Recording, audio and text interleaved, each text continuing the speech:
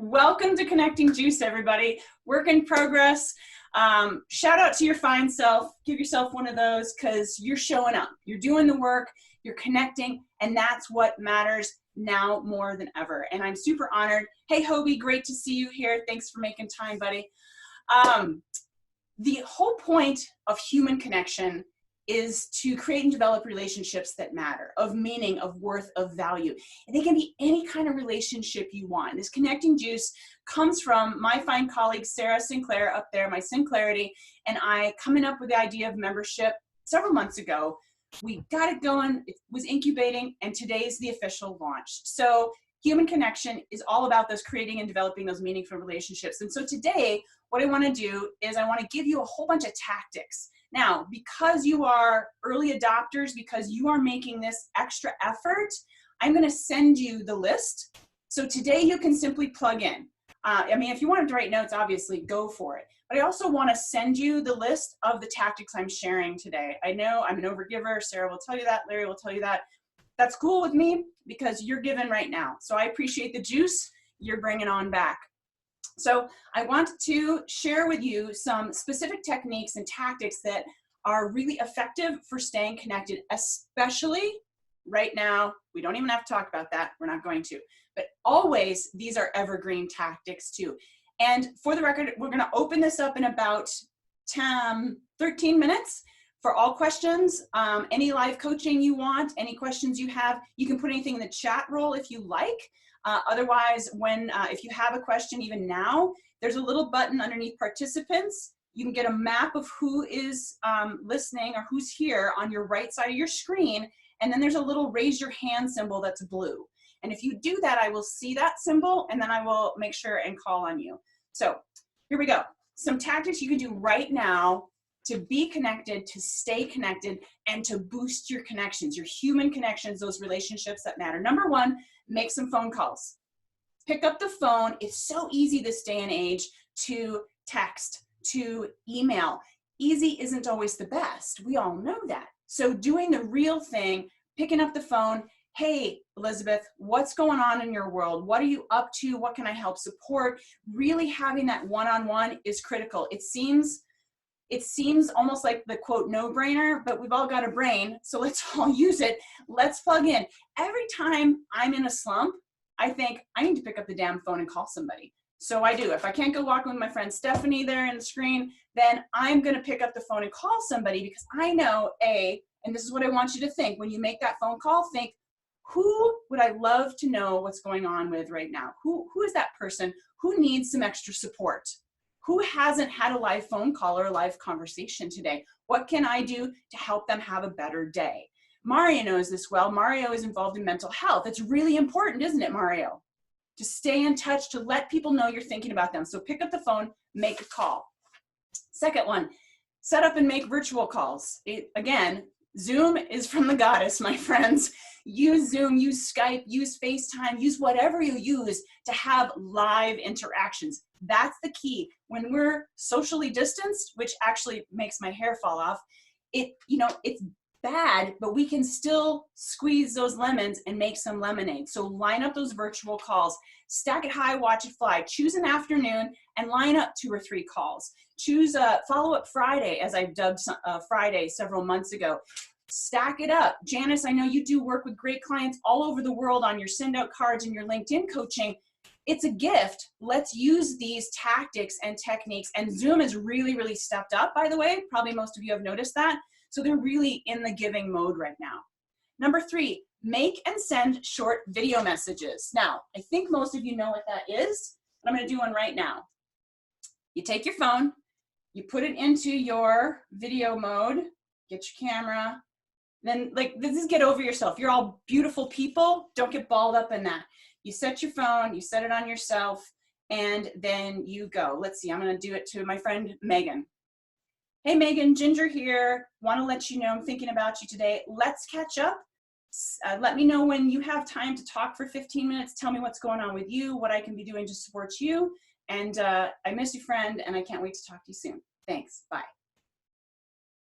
All right, that was 16 seconds long. I'm going to send this when we're done with our call today because you're the most important thing right here. The video messages are also really, really effective. I get people who respond like, wow, that was really cool. Katie Woodley, I send those to you, don't I? And you're like, yeah, okay, whether I crack her up or I interrupt her day or whatever, it's something to let that person know that they are being thought of. It's not about you, it's about the other person. Number 4, send and write letters and postcards. If you don't do that already, I'm going to highly encourage you to do this. Jeff knows this. My coaching clients know this. Hey, Mark. Hey, Ann. Hey, Deanna. Oh my gosh, this is so fantastic. Audra. I think I got Appy, whoever Appy Beamer is. So glad you're all here. Number 4 is send a note, like a hard piece of paper. Let me show you. I've got this magic box. Yes, Janice. Janice is in the card business. This is my box of magic. One of them anyway. And I keep postcards at the ready. They have different sayings on them. Some of you have gotten these. It's really easy and really economical business-wise too. You put your return address label on there, you get it all ready, and you send these to people. And again, this is not a novel. Let them know you're thinking about it. Hey, I saw this card that made me laugh about that time we were together in Nebraska. Whatever it is, simply let somebody know you are thinking about them. Snail mail works because I don't know any archaeologist who's going to be able to dig up a text or an email. Write it down, people. Tell people you know. So we got some great people from the Ron Wilson Center in Oregon today. They take care of a lot of great people in our community, and I encourage them to leave love notes, anonymous love notes to their colleagues. Like, how much fun would that be to find it if it was you? And not literally like, oh, darling, I love you. I mean, if you do, go for it. There's not enough love in the world. But you can do something great. Like, Jeannie, you could send one to your husband. You know what? I really appreciate that you did the thing, that you did X for me or for us or for our business. Send them notes and leave them around. Hang them on a doorknob or something like that. It's really a fun, simple way. Stephanie, I can totally see you and John doing this because you two are so good to each other. And I know you continue to work on that. That's a gratitude practice. So this is a really fun one to try. Number 5, research and invite new connections. Find interesting people who are doing amazing work. I'm going to call out Ann Neville right now. She's coming to us from Virginia. And Ann is a connector, and she blows my mind. She looks for and finds and engages with, in a very genuine human way, people doing interesting work. And I'm so grateful for you, just like I'm grateful for everybody. And do that with intention. Set a timer.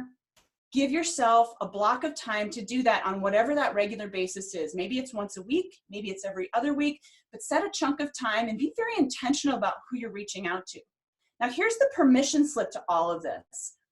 Give yourself the time first to stay connected with you.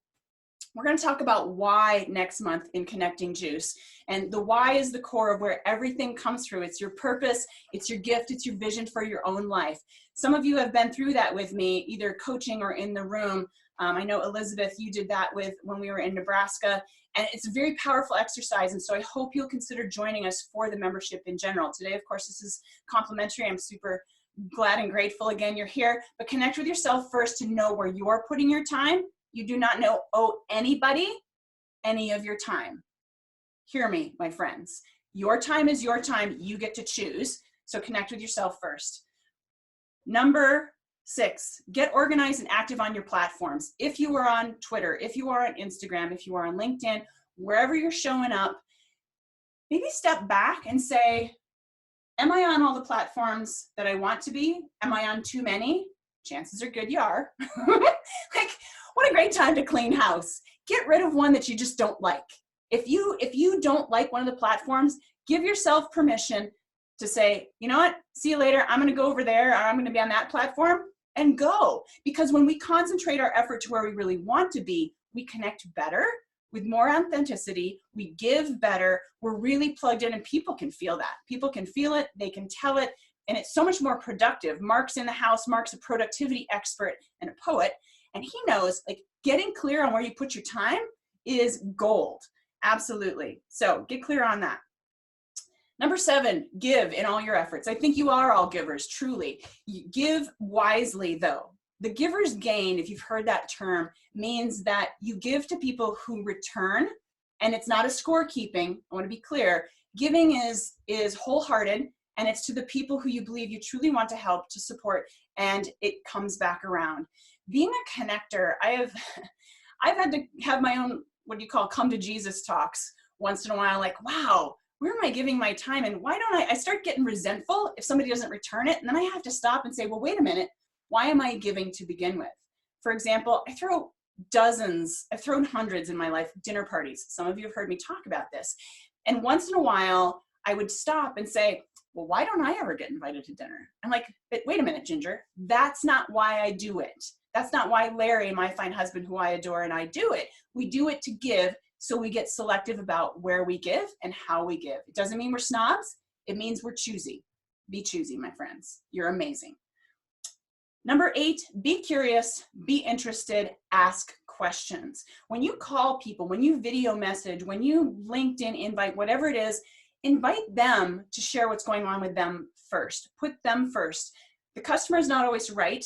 They are always first. Your connection is about putting somebody else first. Number 9, give freely to people who have given freely to you. Several of you in this room right now have been incredibly generous to me, and I'm super grateful. And the door is always open. Generosity loves gratitude and loves connectivity. So be generous where it fits. Find someplace new to give. With the current climate, I gotta believe there's a lot of volunteer opportunities in all kinds of really unique ways. What a terrific way to show up, let people know you're engaged in the world, and bring some new light to what you're doing in the world. Because inevitably, when you connect with the right people, they want to know what you're doing too, and so goes the merry. All right, wow, so many. Number 11 on my list is renew relationships. What relationships would you like to reinvigorate? I was talking, Jeff and I had a coaching session earlier this week, and Jeff called on, according to our work together. I'm like, Jeff, I'm going to challenge you to make a whole bunch of calls, and we mapped it out. We have a structure to that. And Jeff reported back, he says, I called a bunch of people and it took me this much time. And it seemed like a really big amount of time. But really, when Jeff said, I haven't talked to some of these people for a year or more. These are going to be longer conversations, potentially. So plan your time accordingly. And by the way, it's great to leave a voicemail message.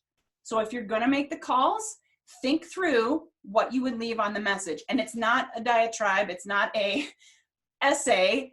It's a couple of sentences. Hey, Sarah, I'd love to catch up with you, find out what you're up to. Give me a call back when you have time in the next week. Put a bookend on it. So they have an idea. And even if they call after that week, that's still cool. Your voice will always be more powerful again than a text or an email. All right, there's a bunch of them. I got a couple more. You'll get the rest in the list. I want to share just a couple ways for you to make sure that you take care of yourself right now and connect with yourself. Get clear on what matters to you, my friends. Get clear. What a gift. How many of us have run around saying, I don't have time for this, or I never have enough time for that. Like, well, we all have 24/7. So it's up to us to manage our time. If you're feeling busy, I'm going to call you on that and say busy is bullshit. Productivity is what you're after. Peace and responsibility and priorities. Get rid of the stuff that really doesn't matter. Right now is a perfect exercise. I think Mother Nature's having a good laugh, quite frankly, and saying, okay, so you say you don't have enough time. Well, let me help you stay home and get into those projects you've got. Why not? Go ahead and use that time for yourself. You can only take care of others when you take care of yourself first. Listen, read, write, tap into podcasts. Janice has a great podcast series. There's gobs of podcasts that are out there with good education, short, sweet, long, whatever you want. And then share those. Share those ruthlessly. If you really dig into the platforms you're in, start sharing stuff that you love and is meaningful to you. Give the people a reason why. Because I say, okay, I'm part of Katie Woodley's Natural Pet Doctor newsletter community. This is what I like about it. I know I'm learning how to better take care of my dog family members, and I've never thought about this stuff before. So if you have a dog or cat and you want natural pet care, you're gonna want to tap into this. Like, tell people what it is of value to them. Hire a coach. Now's a great time. Self-invest. Get yourself smarter, better. Tune in. really keep going on your own growth. What a gift this time is. People are still living, by the way, too. So if you're in business, it is not a bad thing to work on selling your services. Do it appropriately, of course, and keep the faith that people want what you have. Approach it differently. Always start with them regardless. Be really sensitive to that, and please go ahead and do that. Don't just staunch, because then some people are left flapping around like, wait a minute, I still want to keep my learning going. So hire that coach, get into that program. If there's a way I can help you, let me know what that is, and keep going. I got a bunch more, but I've reached what I want my limit of the lesson to be, primarily those tactics I gave you the first part. Now I want to open it up for any questions and any live coaching that any of you want. Everything's fair game, my friends.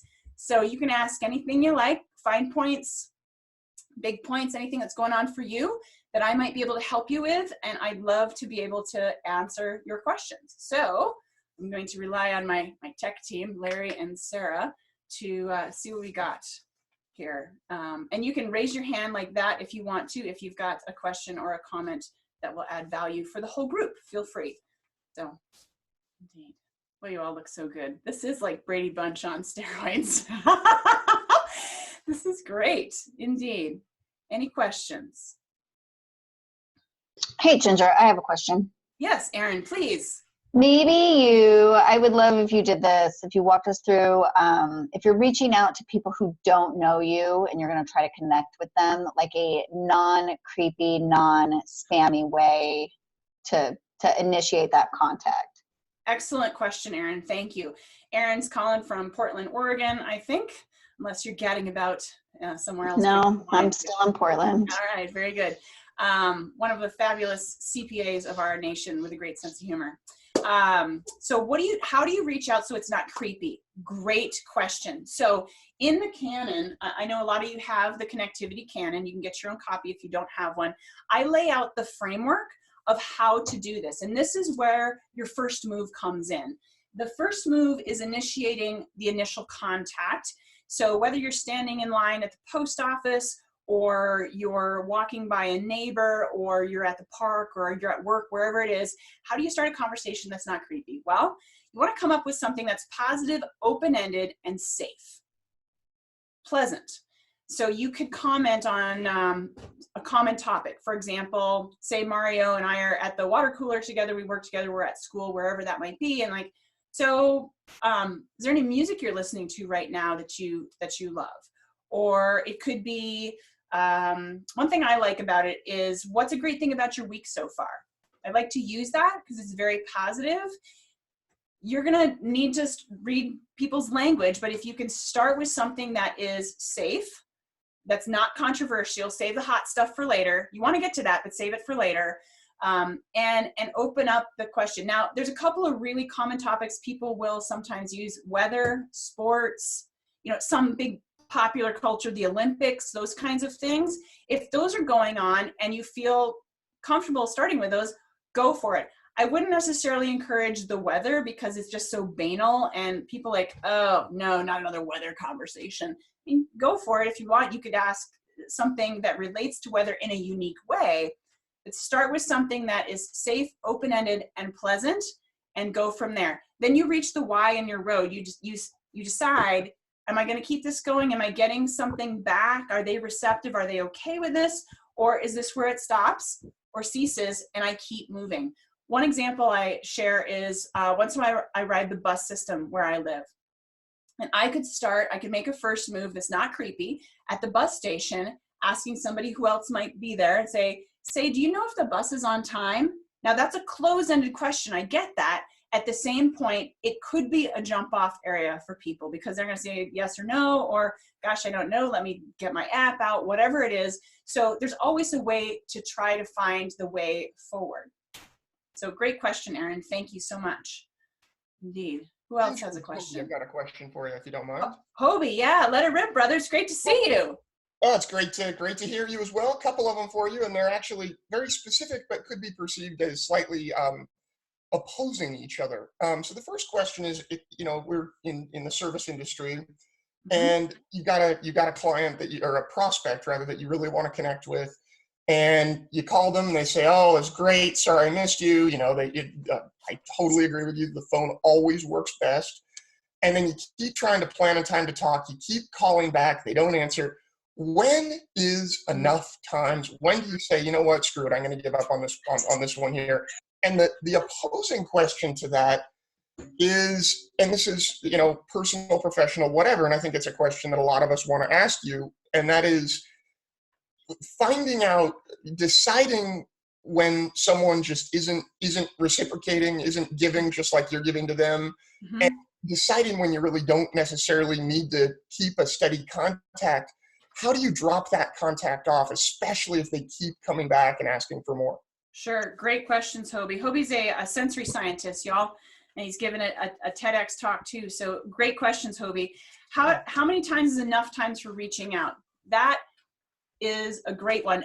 What seems to hold true consistently, decade over decade over decade, is that gentle persistency with diplomacy is a great practice. So you never want to make somebody feel bad for not calling you back. I used to pull the whole, hey, Sarah, making sure you got the previous 5 other messages I left you. No. That makes somebody feel bad. Let's not do that. You simply say, hey, Hobie, checking in today. Give me a call when you've got some questions, or I'll call back again in 2 weeks. You can give something specific. I saw you're doing something interesting on LinkedIn, or I have a question about this. People like to answer questions, so that can be a good way to encourage them. So how many times is enough time? It's going to be up to you. But the decades of documenting this have been between 7 and 12, especially for prospecting. It seems like a lot, yet the thing we have to remember is that our agenda is not their agenda. Their agenda is their agenda. So if we gently and persistently stay on top of it, we will see fruitful results. Conversion rate, that's a whole different thing. However, return communication, acknowledgement. I remember growing up hearing that newspaper campaigns, which used to be huge back in the heyday of newspaper, would take at least 7 views for somebody to see an ad for them to act. So stay with it, Hobie. You're so good at diplomacy anyway. Just stay with it, touch base, schedule your calls, put a reminder in, and stay with it. For your second one, how do you decide to disconnect if somebody is persistent and you're not interested in that connection? Do I have that correct? That's right. Yeah. And this can be personal or professional, when you just decide, okay, this person is taking a lot of my time and they're a very good person. But now might not be the right time to continue giving all sorts of time, because as I look at it, time, money, and manpower are the only things you have when running a business. Right. Absolutely. Great question. So chapter 10 in my book talks about permission to disconnect. And there's a few ways I would encourage you. And if you have a great way, by the way, put it in the chat if you would. Would love your input to everybody here. So a couple things I do is, if somebody is coming at me and coming at me and coming at me, I would probably be inclined to reply and kindly and directly say, you know what, Hobie, I really appreciate your work. Now is not a good time for me to engage with what you're doing. So feel free to check back in 6 months or a year or 5 years, and be super upfront about it so they're not wondering.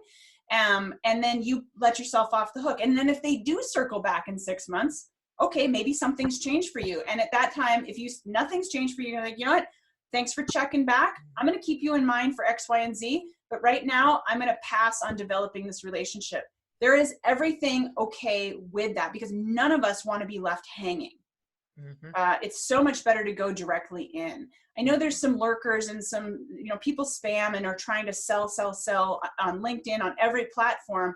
And on LinkedIn in specific, I have learned to let the person know that if it feels like they're coming at me, I'll say, I'm on LinkedIn to connect with people, to really get to know them. And if that's what you want to use this for, I think we're a fit. If you have another agenda in mind, I respect that, but I don't think we're going to be a fit. Let me know. And I've only had that happen a few times. Janice is a LinkedIn pro. I'm sure she can address that really well. JanicePorter.com, .ca rather, excuse me. Or no, it's .com. Anyway, overall, connectors are respectful. Go in, get in there, be kind about it, be direct about it, and be done with it. one practice that I do is I actually write things down before I say something, especially if it's really critical or if it's what I call sticky. I want to make sure that I want to say it in a way. I might run it by a colleague. Hey, Sarah, can you tell me how this sounds? And make sure that I'm coming across properly. Worst case scenario is you can block them. Not the best practice, but some people just have a hard time saying no and taking no thank you for an answer. So does that help? Helps a ton. Thank you very much. Okay, absolutely. Excited Great. for what you're doing. Yeah. Thanks for being here. Say hi to your fabulous Justin for me. Will do. Okay. Anybody else got one question, comment, add on? Yes, Deanna. Hey, how are you? I'm so good. I can tell. What's going on, Deanna? Talk to me. Okay, so I have been, for all of you who don't know, I am a holistic dating coach. As you can imagine, people are freaking out a little bit about this. And it's tipping where people are even, I'm not going to say desperate, but actually more desperate to meet people. So regardless of that, I mean, I actually am creating something, and that's whatever. I've had a lot of success recently connecting with people on LinkedIn. It's been blowing up. So my question is, how often do you reach out after the initial contact of, I don't know how we're going to, yes, it is the end of cuffing season, Mario. That's so funny that you knew that. So my question is, I'm connecting with awesome people. And at some point, you know, I'm not sure how we're going to connect, whether it's a collaboration in the future, or there's always something positive though. You know, all of my connections are very genuine. I reach out to people for specific reasons, and we have great conversations. So the question is, what is a good guideline for following up with someone, but still not knowing what that relationship looks like yet? Sure. Great question, Deanna. How do you respond feeling like there's something there, but not sure what's there and when it's going to come to fruition? Is that basically the nutshell? Exactly. Like we both totally connect. Okay. We both agree, like, oh my God, I love what you do. Yeah. You love what I do. Yes, absolutely. Great question. So this is also good for anybody who has a suggestion, put it in the chat. My response to that, Deanna, would be, well, what are your next 12 months look like? I know you're a high performer. We're in the mastermind together with Brent Bouchard. So what does your next 12 months look like? That can feel overwhelming for some. Really, you want to plan this out. So maybe you and I say, hey, there's something here. Let's touch base in 2 months. Okay, great. Put it on your agenda. What works for you? What works for them? How hot are you about something? Put it in whatever your calendar system is. And maybe again, you bundle those follow-ups, Deanna, with this is when I'm going to reach back out. And then keep a list. I still keep a lot of paper around, frankly. I don't want to have to open a device. Everybody's got their own way to do it. You could set a reminder in your phone, but choose a groove that works for this. Let me ask you this. When you've realized this in the past, what's worked for you? Honestly, I just started doing this. I'm an introvert girl. I don't like talking to people overall. So this is something I've grown out of, and I've been navigating how to use LinkedIn. So for connecting. Yeah. So right now, in the few situations where I've made connections, what I've been offering is, how can I help you? What are you struggling with? And that is actually exploding because I have such a varied background, and I just listen to what they're talking about. And I said, oh my gosh, I can totally help you with that, which has nothing to do with dating. It has nothing to do with high performance.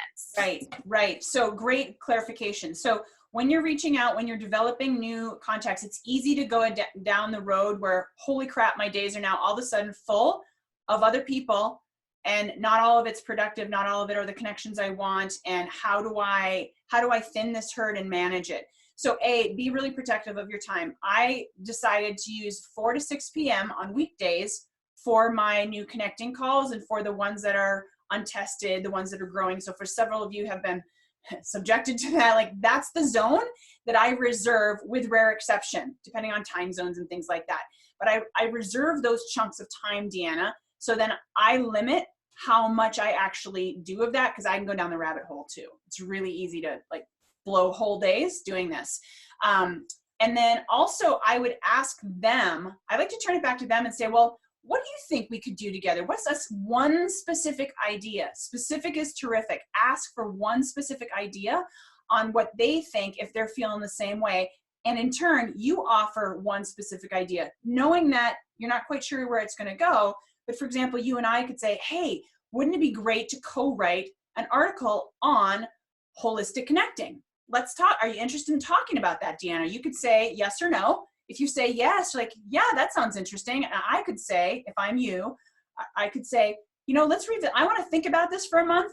Let me get in touch with you in a month. I put it in my calendar, my date book, and then I go ahead and check in with you. So yeah, be mindful of your time. Ask for specifics from the person. Have something specific in your mind that fits your work, my dear. So behind me right up here, I've got my org chart. I've got 3 things that my work all relates to. It's speaking, teaching, and writing. That's what keeps me plenty busy and plenty productive. So focus in on what you think you want to do, and then see where those people and those things fit. There will always be more great people, Deanna, right? So it's hard sometimes to say, oh, but they're so cool, I want to connect with them. Truth. And that's where choosing what your own parameters are. It's retail 101. If somebody comes in, somebody's got to go out. So we could follow Hobies and say, okay, who can I clean house with? And you can do that kindly and diplomatically, and then bring new in as you want to bring new in. Does that help? Oh, absolutely. I mean, for Okay. me, a lot of business is exactly like dating. So I can totally navigate Right. that. But I do like the time block for the time frame. I'm good at the amount of time, but I do like this specific time block. So Okay. Yeah, you got it. And if you need somebody to hold the feet, I know you got my number. Excellent. Thanks. All right. Who's got another question? Anybody else? You're doing great. Fine looking group. Fine looking group. I have a couple more ideas in the meantime, if you want some more ideas. Otherwise, any other questions? You know, I want to talk about LinkedIn for a moment because it's such a powerful platform and it's gone through a renaissance. I mean, several of you, Janice, Mario, Mark, you are all direct connections. I mean, Mark, you called me yesterday afternoon. It was great. LinkedIn is a really powerful platform. And if you don't use it, think about tapping into it because it is a very, very connected community. Just be really clear on all of your platforms, why you are using them. Who do you want to connect with and in what fashion? They are not all the same. If you use an aggregator or something to schedule and post all your things, do not, listen to me, do not post the same thing across platforms. There are different audiences for different reasons. Plus, if somebody sees you on 3 different platforms posting the same damn thing, you're redundant. They're going to tune out because they're like, oh, you're not giving me anything different on this platform. I saw that on Twitter. I saw that on Instagram. Okay, I'm only going to pay attention on LinkedIn. Oh, you just lost them. Don't give up your precious audience, my friends. When you're looking to connect with people also, a newsletter is going to be one of your top tools, your top tactics to develop community. And your newsletter, again, is all about them. If you're looking for a great way to learn how to improve your languaging and your writing, I highly recommend Marie Forleo. She is the queen. She's the copy cure. She's got such great information. I know several of you are familiar with her B School and her copy cure. Like, I don't stand to gain anything. She's a coaching program I've signed up for because I found the power of words is so meaningful. So the challenge here, and I know a couple of you know exactly what I'm talking about. I won't mention names because it doesn't matter because you're all growing. We're all growing. When you draft a communication to somebody, make sure that you remove as many I's and me's as possible. I still constantly have to pay attention to this too. I'm super grateful for my team, Sarah and Larry, who help keep me on it. Remove as many of those as possible. Your communication is not about you, it's about your audience. So be sure you're giving them a reason. Never tell somebody to follow me on Facebook or friend me or whatever. Give them a reason that they feel invited. I'm going to shout out to Katie, the natural pet doctor right now. her newsletters are really customer centered. The one you sent out today was freaking hilarious, Katie. I love it. The cat picture. Oh my gosh. It's hilarious. thenaturalpetdoctor.com. It's value, and it really feels like it's speaking to me. So make sure we keep our customer in mind, our audience in mind. When you hear that phrase of like, oh, when you're writing or when you're speaking, imagine one person. That's true, my friends. Like literally visualize one person. Who is that person? Because you only need one person to serve one person. We can't serve a ton of people at a time. A lot of people can listen at the same time, but one person plugs into you, one person at a time. It's so powerful. It will help you craft your messages better. It will help you connect better. Because just like Deanna's talking about, how do I field all these people now coming at me who I think are cool people? Well, you can only respond to one of them at a time, can't you? So think of that when you are making sure you're taking care of things. So Mario, you got a question, my brother. What do you got? Good to see you. What do you got? Hello, my wonderful sister. How y'all doing? Mwah. Yeah, fabulous. Mwah. I love you. What's up? I just wanted to piggyback with something that you actually said about the regurgitating of the material across platforms. Mm-hmm. Yes. And I know I might get some shtick from some of you guys here, but Gary V, he said what he does is actually he pretty much regurgitates the same material across platform, but he kind of like shapes it a little bit. That's one part of what I want to say. Mm-hmm. And then, no, let me stick to that first. Okay. What's your take on that? Because ultimately, I think that's good. What you can do is take the nugget of what you want to communicate mm-hmm. and then fashion it to fit the different platforms. Absolutely. Do not create new content all the time. Don't create new writing. Like you can recycle and refashion and adjust what you have. So I would agree with that. What I wouldn't agree with, Mario, is saying the same exact words, using the same exact hashtags, because different platforms use hashtags differently. So be mindful that your message needs to be slightly different for each platform. Mm-hmm. What's the second part? There was a second part. It flew the coop. It'll come back. It flew the coop currently. If I remember, I'll raise my hand. Okay, yeah, let me know. But absolutely. Good to see you here. Stay well, my friend. So we are, any other questions? We're approaching the 39-minute mark. Janice, yes. Yes. Let's get you off mute. There we go. Yes. Oops, we were. Now we are. Hey, Janice. Good to see you. Yes. Thank you for all the shout outs. And I totally agree with everything that you've said. I just wanted to add a little thing when you're talking about LinkedIn mm-hmm. and about, I think it was, who was the wonderful, Deanna. Yeah, when she was talking about having conversations on LinkedIn. I think that if people have really well optimized profiles on LinkedIn, you really can use that to help start and continue conversations with people. So if you're looking for something to say, go look at what resonates with you on their profile. Hopefully it's worthy of that and allows you to find conversation. But I think that that's a really good tool. And the other thing I wanted to say is, and sorry, Ginger, it's not really a question, but I felt the need, was that when you do start a conversation with somebody, and I think you said this, and if you didn't, please expound on it a little bit, but you must have a goal in mind. And so the goal for me when I'm starting conversations on LinkedIn is usually to take it offline and put them into my own, either my newsletter or a conversation, a follow-up phone call or a Zoom meeting. So I usually take 2 or 3